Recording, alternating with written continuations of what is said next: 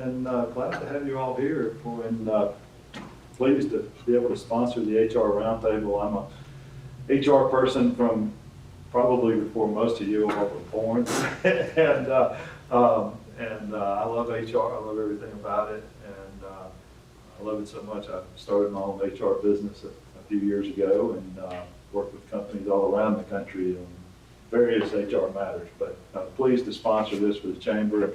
Glad to get HR people from our region together, and we don't get a chance to do that very often because we don't have a Sherman chapter here. Yeah. And as I said, I'm Mike Perkins, and my background is I practiced law in Pensacola, Florida for 20 years in the area primarily of employment law. And so I handle about every kind of employment lawsuit and case and work on the management side. A lot of training and development in that capacity. And then I worked with a large HR company that we managed. It was similar to Lions HR. It was a PEO, professional employer organization. We also had a staffing company, and so I was the vice president, general counsel of that. Well, we moved up here several years ago and had a chance to go to work with Progress Rail over in Albertville and did employee relations there and learned all about labor unions and how to deal with labor unions, but also how to keep labor unions out. And so I spent most of my career there, traveling around the country to our 120 locations, trying to make sure that we stayed union-free and then negotiating union contracts with the others. I started Frontline HR about 3 years ago, and primarily I'm kind of a troubleshooter. I work with companies on HR compliance. I do a lot of supervisor training, and I do investigations. I've got some large clients that I do investigations for, as well as small clients. And so do a little bit of everything and enjoy every aspect of HR. I've just, like I said, I've been, even though I'm an attorney by background, I had a blood transfusion years ago, and I had some warm blood put in, and I also had a heart transplant and had a heart put in. And so decided to focus on HR instead of law. Tell us what you think are the biggest challenges, whether it's code related or not, that you're dealing with right now.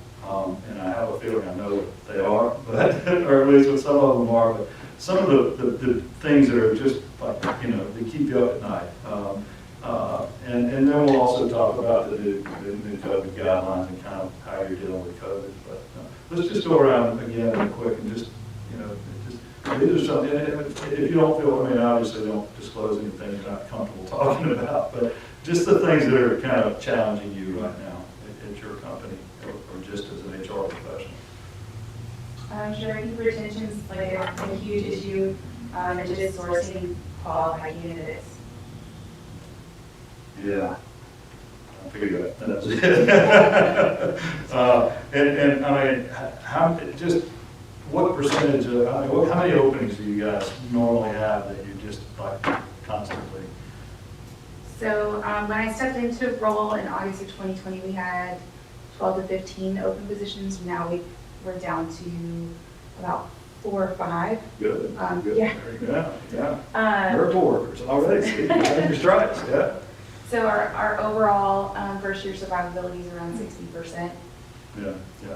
Is that where you're seeing most of your turnover in the first year? Mm-hmm. Okay. Very interesting. Yeah. Anything else that you want to talk about? We'll talk about retention and sourcing for sure. Yeah. Please. So with COVID, how to keep my ladies not only safe, but to keep them wanting to come back to work. Yeah. So many people are really enjoying seeing their colleagues working from home, that everybody would like to do that now, and no one really wants to go to work anymore. Because, in codes are, for some it's a motivation, they're concerned about exposure and all that. For some it's just like, I think I like this home lifestyle better than having to go somewhere and work. So we're seeing a lot of that around the country right now. But that's a challenge for sure. My biggest obstacle right now is just getting people for the higher skilled positions that we have open. Yeah.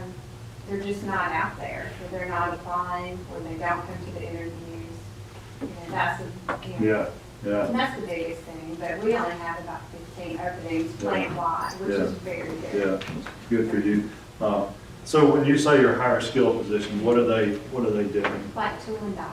Tool and die? Maintenance. Yeah, okay, electricians and Yeah, people that forklift can do. operators. Okay, forklift. Those are the bigger obstacles right Yeah. now. Yeah, okay. Yeah, what about over at Prince? Yeah, so we do similar type work, we're at medicine. Right, And so, of course, definitely skilled workers. And honestly, I think that the biggest hurdle that we're trying to overcome right now, because we all have the same issues, is the culture shift. Because there is, the work culture has changed.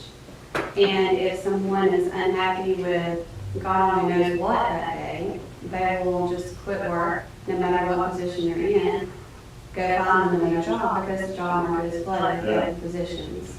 And so it's the culture shift and how to handle that culture shift, because it's a different way that it needs to be approached. yeah. And different methods have to be used, and still just trying to figure out exactly what works for us, I think.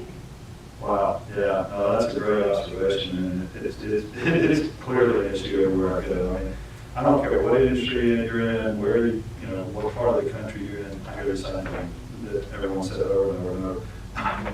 I was doing some work with some Taco Bell distributors, franchisees up in Washington State last week. And before I went outside, I'd go to Taco Bell here in Southside and just kind of observe, you know, what's going on. And so I could talk to them about some of the issues that franchisees experience. And so the first thing I get there, the lobby's closed. And so I'm not going to get any great observation done. So I'll still go through the drive-through. So I went through the drive-through, and the lady that was on the speaker was very, very, polite, really, pleasant to deal with, good customer service orientation. I pulled up, and she's got a manager's uniform. This is Sunday afternoon at 2 o'clock. And she's got a manager's uniform. And I go, wow. I said, well, when's your lobby going to open back up? She goes, no, I said, is your lobby closed because of COVID? She said, yeah, partially, but it's really because we just don't have enough people to work. And I said, well, when do you think it'll open back up? She goes, I don't know. She says, I get a lot of people come through. I said, are you getting a lot of applicants? She goes, yeah, I get a fair amount of applicants, but I don't get anybody who wants to work. I was like, it's hence the manager is working the window on Sunday afternoon. And so I think it's a pretty good indication of not just in fast food, but in almost every industry, kind of the problems you're dealing with. Same perspective from Prince, what are your? Like she said, Come on. Not just the cultural shift, but also just retentional, and then the cost of living. Cost of living has went up, so employees are job hopping because they're trying to find what's better wages for them to be able to work, just a regular pay right now. I read an article recently that said that people will leave a job if they don't love their job and love their supervisor and their immediate supervisor and all that. They'll leave a job for a quarter an hour or a nickel an hour for that matter.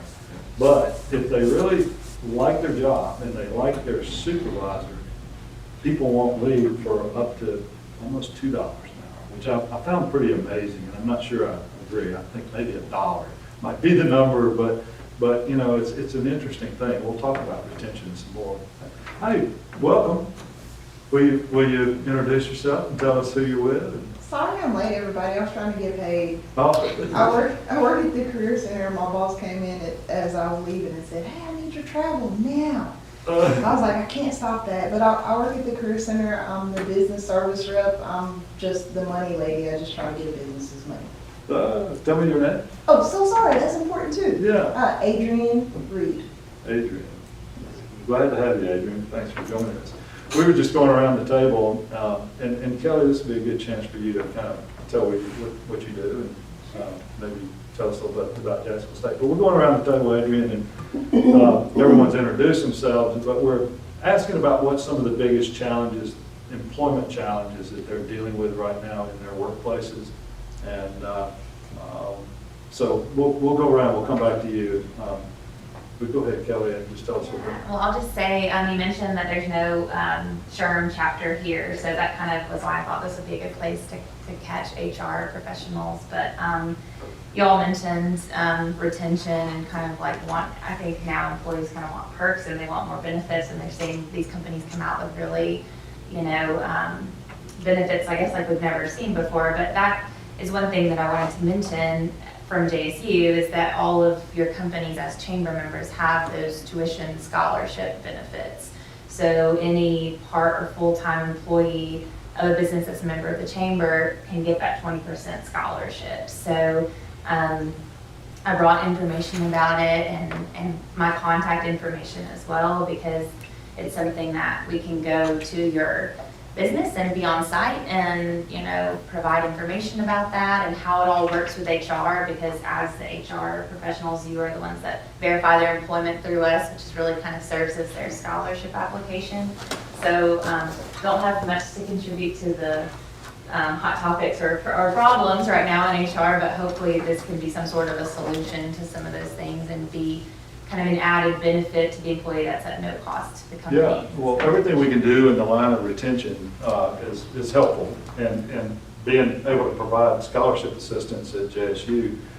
What's that, I mean, at 20%, that's pretty significant. I mean, what's that look like dollar-wise? Because telling somebody 20% means one thing, but if you tell them we can, save you blank dollars, I mean, what's that look like? Right. It just depends on what they register for. So obviously undergraduate tuition is different than graduate, and then it comes off their total cost of tuition. So we have students take one class, we have them take two, and then we have people that register, they're full-time students at JSU getting 20% off their total 16 hours of tuition. So it depends on the student, but one class is $972. Yeah. So if you take $1,000 at the undergraduate yeah. level. So yeah. $200 a class almost, and so that's pretty Yes. significant. Yes. Yeah, so, yeah, well, thanks. Yeah, if you need more information, please feel free to follow up with Kelly or with anybody from the chamber staff. Sean, you were going to say something? I just have a question. So, because when I'm out talking to businesses about becoming a part of the chamber, I mentioned the discount program. My question is, are the chamber members actually, do you see them taking advantage of it? Is it something that I need to do a better job of educating about? Just for my personal self. We've seen fewer students from Etowah County than what we've seen from Calhoun. So I think that it's not just the chamber's responsibility, but also mine to make sure that you all as the front lines with the employees know about the scholarship and being available to answer those questions. But we've seen this semester, I think we had 5 from Etowah County take advantage, and there were about the same number last semester, but a few of those were new this semester. So as the word gets out at the companies, we see it more. Yeah. Please take that back. I mean, that's a great employee perk, and we don't want them to go full-time college on us, but if they'll just go after school or after work or before work or during work. And a lot of you probably have college tuition assistance programs. So if you have that, you team it with this, you can save yourself 20%. Yes, you can save it. If an employee starts with us, but they're already registered at JSU. They just verify their employment. So if you have current employees, now it can't happen in the middle of the semester, but if you have someone start, they're already at JSU, they can verify for that upcoming term. So if it's past the payment That's deadline, super, it's yeah. good for current employees to hopefully retain them, but also for prospective employees. I mean, I think we even have some businesses that are running it in their radio ads that they're looking for employees and that they're offering this, through the chamber. Yeah, So- well, that's a good retention. We'll talk about that on the retention side. Dale? A couple things. The numbers we've talked about already, but from a poll that was done in 2019, so of course this is going to change, but it says that over 72% of employees feel disengaged, and the average turnover rate then was approximately 50% for all first-year employees. So it was at least half your first-year employees. So again, retention was huge. But another topic, a little not quite the same as we've talked about though, but a lot of companies in the area seem to not care or not have processes, procedures identified and laid out such as even, what's your new hire process, what's your new hire plan? How do you get through that orientation and then your onboarding process? The onboarding process starts, up to 3 or 4 months maybe before somebody's coming on board and goes up to the first full year after. So are you following through on that whole picture or just doing it, okay, here's your stuff, here's your desk, go to work? That's something that doesn't work, but I've seen that in a number of folks that I've been working with, and I think process is pretty key, because if you're not documenting and identifying processes, policies, a lot of times your handbook may have 5, 6 policies in it, but if it doesn't cover everything that's required, it can get you hung up. And I know a couple examples where it's saved money for our company by having things written down in policy manuals. So those are some things that are potentially. Well, again, as I travel around, I hear all these same issues you hear. I think that the COVID issue has seemed to have, at least HR seems to have figured it out finally after, all the crazy changes we've seen from the CDC and all the different government agencies and all that. I think HR is kind of finding their groove there, but we just got some new guidelines that drop some of the mask requirements depending on where you are. However, Etowah County is still considered to be a high-risk area, and so, listening to the CDC guidelines, we should still be masking indoors in public. Now, I looked at that before we all sat down here, because I didn't want to set a bad example, but, it says that indoors in public is kind of, one interpretation of that is this place where you have a lot of public people just kind of flowing in and out all the time. But is a workplace considered indoors in public? And it says, well, maybe some of your meeting areas might be like your break rooms and all of that. But, so the CDC is still saying, because we're in a high risk area, that we still should be masking indoors when there's a lot of public interaction, but also a more conservative view would even say in your common areas and in some of your work areas. I don't know, what are y'all doing, like in the bigger facilities, manufacturing and service facilities? What are you guys doing right now as far as masking or social distancing? What's the current kind of trend? Our current policy is if you are unvaccinated and have verified through our partner portal online, you can discontinue wearing your mask. If you are unvaccinated or just choose not to be vaccinated, you still have to wear a mask, and we have social distancing criteria still in place. We have a pod system so that our different departments in the plant don't interact with each other unless it's absolutely necessary to limit exposure and help us from a contact mapping standpoint. Yeah, that sounds like a pretty common. Is anybody else doing anything substantially different than that? What are you guys doing at CFI?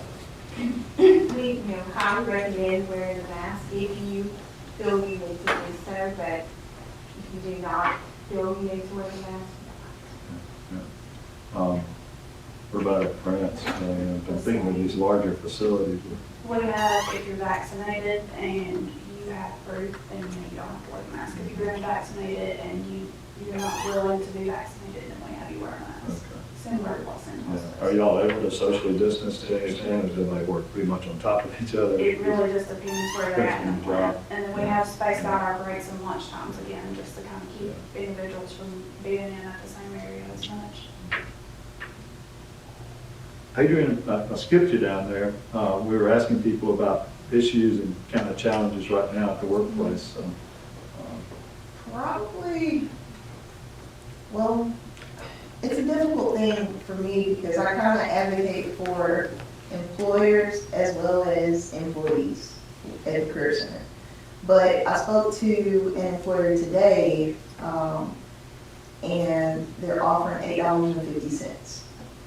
And the challenge for me is when there are cobwebs growing on the doors of the Career Center right now, which Dana knows we had one of the, or probably still have, one of the busiest career centers in the state, like probably in the top 6. So we don't have a lot of people to try to market to these open positions. I think Alabama is 6th in the country for having more jobs than we have people right now. So when you're offering people $8.50, which is for a household of 1, which are not a lot of households of 1, Right, that's a little over $3,000 over the federal poverty level. right. So those are Hard jobs to starvation fill. wages. Yeah, So that balance of me talking to employers about them still being able to achieve their bottom line, but then trying to get premium employees or people that are going to actually come to work and stay at work, or not take advantage of employers because they know how desperate times are right now in this hiring phenomenon. It's kind of tricky for me. I said that I give money away, but I can't give money away to employers that are not offering wages where people can you gotta come be in. competitive. I mean, Yeah, you but- gotta be competitive. It's all about, what is competitive, because it depends on what the job is. But depending on whatever the job is, it's very difficult to find someone that you can depend on when they're getting paid $9 an hour or $8 an hour. $8.50 is what she's getting paid today.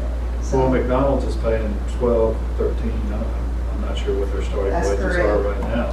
It's pretty hard to, compete it's with. very, very difficult. And some people are, even, I know around the country, a lot of people are going to $15 minimum wage, or $15 starting wage. And it's just hard to compete when, in this area, I don't think the demand is that high. I mean, what does it take to, wage-wise now, to attract good employees in this area? I mean, if you don't feel comfortable telling your starting It wages. just varies, it depends on the person and the job. Can you find decent people at $12 an hour, or do you have to go higher? You would be hard pressed to keep Yeah. them. Yeah, You might find them for a week or 2, but you would be hard pressed to keep them in industry. are you Because there is finding? Mercedes at entry-level positions offering $20 an hour, and other manufacturers, of course, you're gonna work for it, 7 days a week, 12 hours a day possibly. Yeah, But, other employers that are $15, $17 for entry-level positions, so. It's still gonna depend on the person and Yeah, the work sure, ethic. yeah. We've had people, $12 to $14 an hour work for 10 years. If Yeah. you bring someone in at $20, then the last 2 weeks, it's gonna depend on the person and the job. right. Are we losing, you feel like we're losing people to Birmingham and to other places that would normally be good employees here, but are commuting to go make $3 or $4 more an hour? We've Are had you some, seeing that? we've had some leave and then decide that they won't do it anymore and then come back. Yeah, But Yeah. yes, we've actually recently lost several employees to surrounding areas to make that commute because they pay a little bit more. yeah. What about benefits? Are people looking for benefits, or are they more concerned with the dollars right now, what you're seeing? Especially like in, starting jobs in manufacturing or in service supplies or something. Benefits are very important. Very Total important. compensation, the total compensation picture. Yeah, younger people a lot of younger people haven't had the conversations with their families, with, hey, make sure you get some benefits. Most of the time, they're just looking for the dollar because they're just trying to, they're not thinking that, hey, I need to go get my teeth cleaned, Yeah, They're just right. like, hey, I'd like to eat something with these Yeah, teeth. right. So, Yeah. Well, I mean, I've always found, and I'm sure, I'm guessing it's still the case, is that if the younger people that are bulletproof are just not as concerned about insurance, but when you start settling down and you get married, you have a family, Exactly. then all of a sudden insurance becomes a big deal, and some benefits are much more important in that regard, retirement and all of those things. But I know that most people when they're 20, 22, 23 years old, 18 to 23, probably like, just give me show me the money, So, I mean, is that kind of the experience that you have. Well, yeah, also, it's a very abstract concept, but it's more tangible now when your insurance costs $800 a month, out of pocket now compared to how it was 15 years ago. It was $300, $400 a month. So now people are asking more about, show me that money, that abstract money, more than just the dollars on the page. Let me shift back to COVID for just a minute. Are there any unique challenges that any of you are really struggling with right now that's COVID related? I know that, the higher unemployment is gone.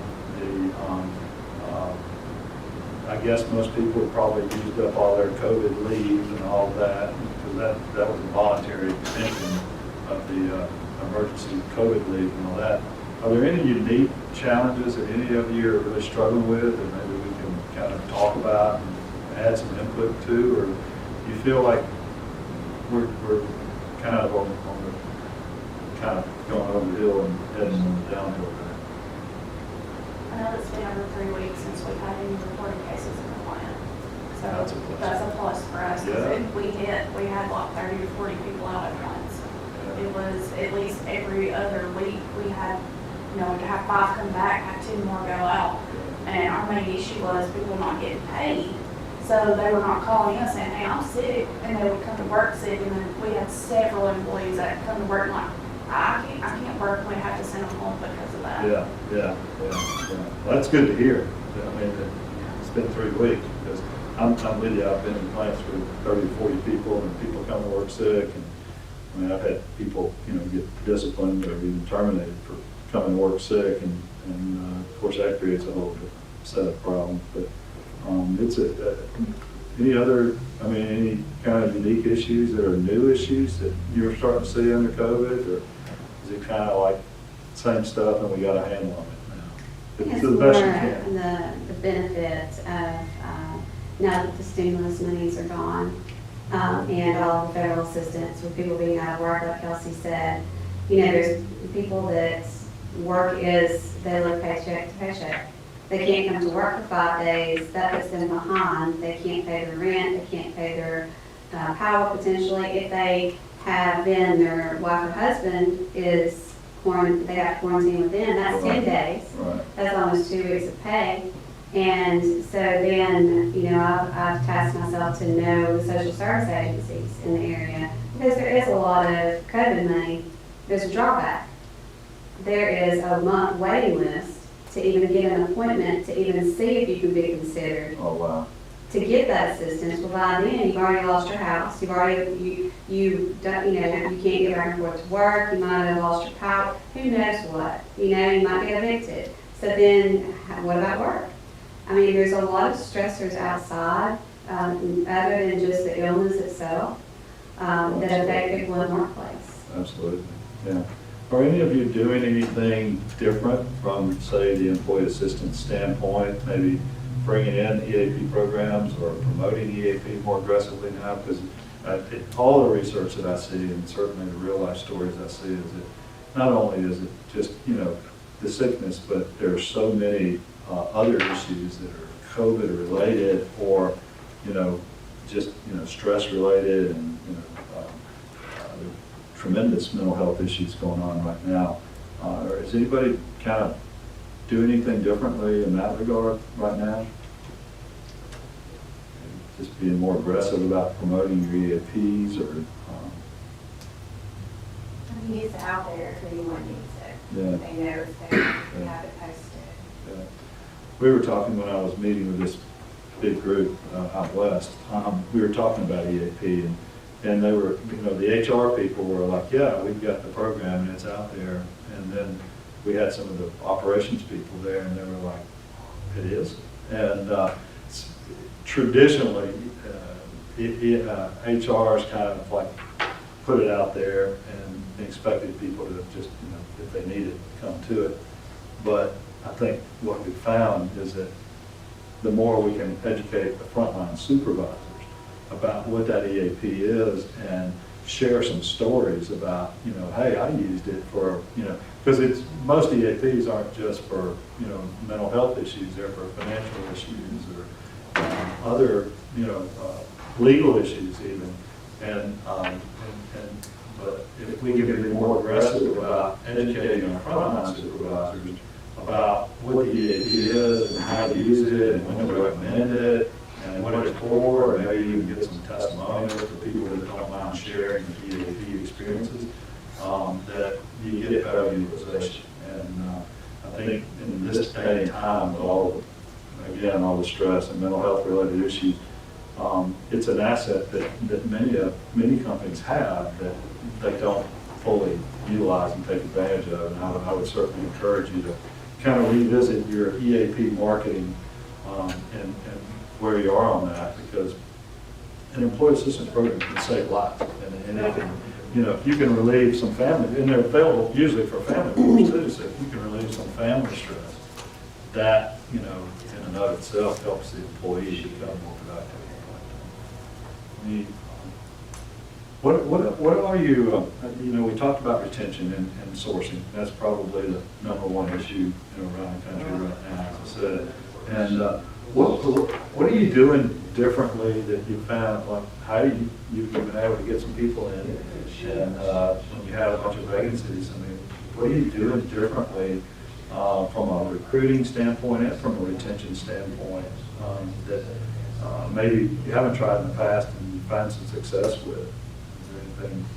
So when our applicant flow is really low, I started proactively recruiting on Indeed and LinkedIn and reaching out to candidates and kind of funneling them into our applicant flow. And then also really streamlining our hiring process because we have a multi-step process that can get pretty lengthy if you're working different people's schedules. But just making sure that a candidate gets through the entire experience within 10 days has really been a big part of it for us, because our reference and background check can take so long. And then during the onboarding process, setting very clear expectations. They meet their supervisor and their manager on that first day, and they've already interviewed with them, they eat lunch with them. And then we do 30, 60, 90-day follow-ups. And fridge material has been a big thing for us, so like. What'd you say? Fridge material. Fridge material. Mm-hmm. So we send, each of our leaders in the building send at least 2 just cards to their partners every week. Just kind of like, hey, I see what you're doing, I appreciate you. And we've found a lot of positive feedback with that, just because it just adds that like extra personal touch, and it goes a long way. No, that's good. It's fridge material. Mm-hmm. And what do you call it, fridge material? Because people will get it in the mail and they'll open it and they'll be excited and show it to their family, and you know, maybe they put it on the Puts it fridge on the with their fridge? kids. Okay, no, that's cool. I like that. I've never heard that used in that context, but that's great. Yeah, anything we can do to show recognition, doesn't cost a penny, or whatever it costs to get your little cards printed up, but those kind of things are great retention devices that we don't take advantage of. And a lot of the supervisor training, I spend a lot of time just talking about recognition. We don't ever get enough of it, and you know, everybody likes it, so it's good. Another thing that we do is coffee chat, so I'll focus on a department every month. So this month I did loader, unloaders, and maintenance. And it's just like a quick, it takes less than 5 minutes, and it asks them how they feel about our safety protocols. Do they feel like they have the tools they need to do their job? Do they feel like they have the opportunity for advancement? And it asks also for an overall satisfaction with CNOS.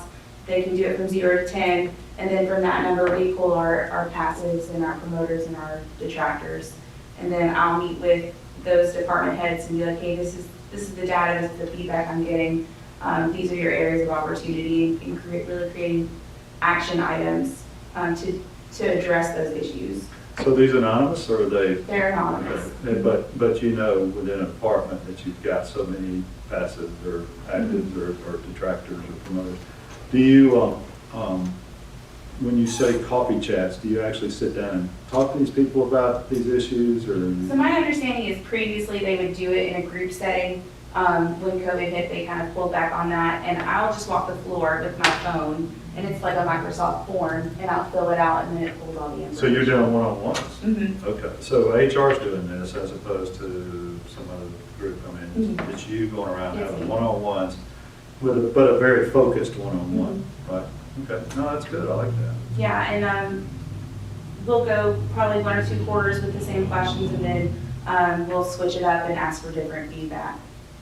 So that's something that I have been considering, but I was thinking of using SurveyMonkey to be I able to think send out the yeah. survey to their email or, something like that to get some feedback. There's a lot you can outside tell of from the body language, one-on-one. though. Go ahead. There's a lot you can tell from body language that maybe Yeah. you wouldn't get if they just filled the form out Do individually. you think that they're honest with you meeting with them face to face like that though? The ones That that was my thing. the ones that you have good relationships with, so like, honestly, there are gonna be partners that don't think that we're doing good at anything. And then there are gonna be partners who think that, Centos Always. is the best thing ever, and kind of just reading between the lines sometimes, but I do have like my go-to partners, like, if we walk around and make an announcement on the floor, I'll circle back to those individuals and be like, hey, what's the vibe out here? What are people thinking about this, and getting specific feedback. But how do you get feedback from your negative people or So that's what I your would detractors? I So mean, if they say, if they respond no to a question, it automatically pops up a box, and I ask for, hey, well, tell me specifically why you don't think our COVID protocols are keeping you safe. And getting, notating that feedback, and then I'll notate at the end of the coffee chat that it requires additional follow-up. And so I'll present the information, and then I always try to circle back with that partner later and be like, hey, you told me that you were concerned about these specific areas. Do you think that that situation has gotten better, worse, or stayed the same? And just kind of, that lets them know that, hey, I addressed your concern. And sometimes that's all it takes, is them knowing that their concern was addressed, and they're like, oh yeah, everything's great, it's fine. that's great. No, one-on-one, you can't, there's no substitute for it. I mean, SurveyMonkey and all that's great, and it's a great tool. The guy that took my place at Progress Rail has instituted a policy among his HR leaders all around the country. He says, I'm tired of hearing about open door policy. I want an open floor policy. I want you on the floor. And he's got them scheduled, and he makes them turn in their schedules to show the time that they're out on the floor, because there's no substitute for that. That one-on-one time, that just picking up the vibe, understanding what's going on. So I thought it was kind of a cool way of putting it. I want all of my leaders to have an open floor policy. I don't want them to have to come to you. I want you to go to them. I do what's called Jimbo walks, where I will go talk to Yeah. the employees. Like, especially if I know somebody that's got something going on personally, or if I've heard hearsay, such and such is going through, and they've had a death in the family or something, I will go speak personally to that employee. Because I'm still learning, but at the same time, this lady that we had, her son fell out of a tree. She was like, I'm so thankful you came out here and personally talked to me. Like, I found her on the floor, we had someone, just that body language of the initial, they actually care type Yeah. situation. Absolutely. And the only thing about we have the floor policy too, is making sure that we're aware of, okay, this is what's going on with this person as well, but why are they having the issues, and why are they not telling me, come in the office too? But I get it, having that ability to actually go out there and talk to them it helps. Yeah, I do that too. Several times a week, just walk before, and I think knowing who people are is very important. If you just know their name and remember them, that means a lot to them. And I make sure I know everybody. Yeah. And not, that didn't happen everywhere. In the medical world, they call it rounding. And, there's a guy that's a training guru of mine by the name of Quint Studer, who's just he's the king of the medical HR world and employee relations and patient relations world. And he even has his leaders with scorecards, or not scorecards, but rounding cards. And they go around and they, touch base with people in addition to just, kind of checking in on them. Each of their rounding cards, they've got information about who their children are, when their birthday is, and when, special things that are important to them, like my kid plays softball or whatever. And then he checks in with them on a regular basis or encourages his leaders. And they keep these rounding cards and they're keeping up with their issues and all that on those cards. Those things are all critical, probably more so now than they ever have been. They've always been important for employer relations, but they're critical to retention. And so, Dale, what do you want to say something about Like, we used to call it bosses, MUWA, and just go walking around. Yeah, absolutely. So Absolutely. sit at your desk, sit at your office, go work. Yeah.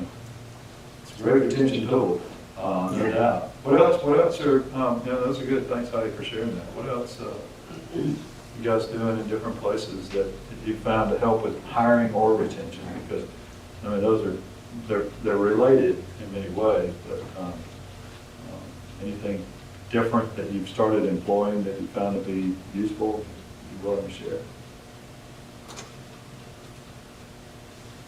How are you typing? Yeah. I am not a business owner, but it's just a thought for like our larger employers. Because one of the top reasons why we don't have a lot of people looking for work right now is because a lot of those people that were working were moms. A lot of them are home with their kids. So for larger employers, it's an option. There are some employers around that are looking into childcare services. That would help as far as recruiting, if they could offer like some kind of childcare. That's a benefit that sometimes is more enticing than health insurance. So.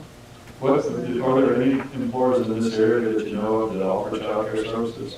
Not ones that are now newly doing it. Yeah. How about just ones that have been doing it for a while? You know any of them locally? There is Coosa Valley Healthcare that's in Cherokee County. They actually provide healthcare on-site, or childcare, I'm sorry, on-site, while their aides or nurses are doing other work. So it's up to, I think, 4, they go to preschool maybe. Wow. It's a great model, great model. Yeah. I know C&J does, like when their kids are out, they have separate areas for younger kids and then older kids. Where's that? C&J, C&J is what? finance. Oh, okay. Oh, wow. Yeah, no, I mean, it's companies have talked about it for years because, obviously there's a huge workforce out there that can't afford to go to work because of childcare and all that. And, but it seems like, they start looking at the cost and risk and all that, and they start kind of shying away. It seems like there'd be opportunities to partner with childcare facilities, people that specialize in childcare, either nearby or that can provide either on-site assistance or, you could provide scholarships or whatever. But I agree with you. I mean, it's a huge issue. And that's one of the things that you hear everywhere you go is that, I can't afford to keep my kids in childcare and come to work and do all the things I've got to do. And so they quit. Or they may want to come to work and they may try it and then decide it's just not working well and they quit. So that's a challenge. I know the chamber was working with businesses in the area a few years ago, trying to get it launched with vouchers, where the companies could give vouchers to childcare facilities, for the employees that were in need, kind of using that as a type of incentive. That'd be awesome. I'm not sure I'll find that came from it, but that, it's been talked about for a few years in the area. Yeah. I think it's going to continue to be a challenge as more and more moms are just, for health reasons and everything else, are just not able to go into the workforce now. And the more that companies can do to try to attract them, it's probably a great retention tool as well as a recruiting tool. Because once you do that, it's hard to go somewhere that doesn't offer that. So it might be something for the chamber to look into. Sorry. So I have a separate question, kind of related. Are you all finding that a number of people are not either wanting to come back to work or they are wanting to work from home because of childcare issues and different things? I can think of 2 people I personally know who are actually working from home, both due to COVID-related issues, but the companies that they work for are national companies like PNC Bank and Verizon. And so one of them was an in-store rep, and she still worked from home. And I literally called her like, hey, when are you gonna be in the store? Because I knew the store was open. They're like, nope, I work from home. And I heard her daughter running around in the background, and so she was, but she has her schedule. So listening to you all talk about it, and I know in some places you probably can't do that, but for some industries, is it possible for you to allow someone to work from home? You might not have to pay as much because they're not necessarily looking for childcare or whatever. I don't know, but is that something that you guys have considered or even know if y'all are looking for? I think most people probably have had to deal with that over the last year or so, and those that can do it are still doing it, like Progress Rail, their corporate headquarters, they're still not back. They're still working from home, except for certain positions. But obviously, when you're in a factory situation, or, like CFI and Friends and Cintas, and with buckets and bells, I mean, they've got to be out there. But some of the support team can potentially work from home. Do some of you still have some of your support team working from home, or are they all pretty much back to work? They're all back to work. We don't have any more. Really? Yeah. That's funny, because like I said, Progress has got 600 people working in corporate headquarters in Albertville. And I think they probably have, well, maybe 500, but probably 50 back at work. So it's just varies from company to company and what they're able to do. But Sean, to your point, I think that, companies that can offer it are offering it as much as they can. And if it works for them, then they're continuing that model. And if it's not, they're getting them back to work. I mean, I've got a client that said, look, we've had people working from home for a period of time. It's not working well, maybe with one or two of them, but we need our team together. So we're getting them back to work. And, of course, they're concerned about all the COVID stuff. And you have people that have sensitive family members that, might be exposed, and a lot of challenges there. But it sounds like most people here are saying that we've got our people at work and they're back. That's pretty much consensus. Yeah. What else on the retention side, do you think would be helpful, even if you're not doing it, or something that you found to be helpful? Does anybody ever conduct stay interviews? You know what I'm talking about when I say stay interviews? Have you conducted stay interviews? I've actually been discussing doing stay interviews. Yeah.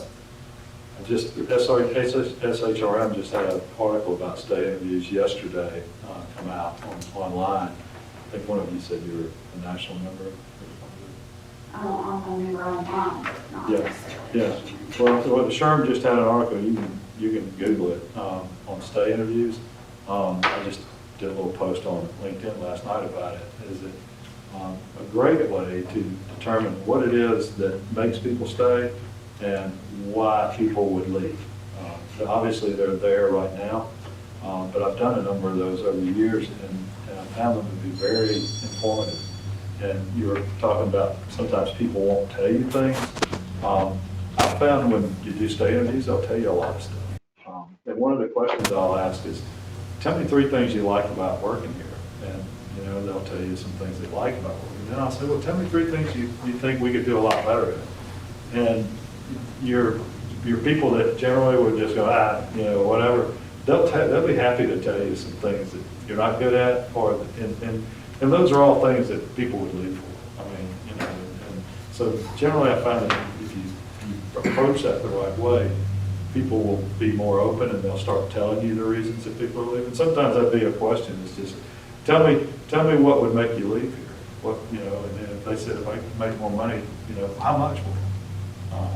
Those are good, just kind of, not only do you learn from them, but you're engaging your employees, and they like being engaged and being asked their opinions and being told things. So I found that to be a really good tool if done right. And you got to be, make sure you structure it in a way that is really where people will feel comfortable talking. And it has to be somebody they feel comfortable talking to. Has anybody done it? You said you were thinking about incorporating? Right. That's one of the things I've read about, and of course you said off SHRM, because if you think about it, when you're getting exit interviews, you receive more of the reasons exactly what happened, but they never talked to you. So if you're doing the stay interview, you can hopefully try and get that obstacle gone for them leaving and try and help fix the situation while they're there. That's what the Sherm article even talks about. It says much more effective than exit interviews, because their exit interviews are gone. They're leaving. And a lot of times people won't tell you the true reasons, and they don't, they just won't have it. But in stay interviews, you learn a lot about what it is that makes you stay, what would make you leave, and what it is that frustrates you about working here. But once you open that can of worms, they'll start telling you. Then you got to be prepared to do something about it, or at least try. Give the appearance that you're concerned about. You're trying to fix it. I think they kind of have been doing that all along. We have a resignation form that has several questions on it. So when they bring that to me, I'll take it even deeper and ask them. And one gentleman was like, well, he was going to make a little bit more money, not a whole lot, but then when we factored in medical, all the benefits he was not going to have at this other job, he would still make more money staying with us. Just hashing all that out. Yeah, if you can learn those kind of things before they leave, then maybe you can keep them, and at least you're learning why people are leaving. A lot of times it's, and a lot of things you learn in the stay interviews are things that they won't tell you in the exit interview about a particular leader or a particular policy or whatever it is that's just not working for them. We're at the end of the hour, and so I want to just kind of wrap up and certainly, encourage you to come to, we'll set a topic for the next one, which will be the next quarter. We have July the 12th. July 12th. Yeah, we had it right after July 4th. We decided to back it up. So, but in July, and if you have ideas for something you'd like to see this group talk about, we can bring in guests, we can bring in attorneys, we can bring in whoever, recruiters, whatever. Heard some really good ideas passed around here today. We learned from each other during this process. So please come back, and thank you for coming this time. Hope to see you around the community, and I hope this COVID thing continues to slow down a little bit, and we can get back to some sense of normalcy in the workplace.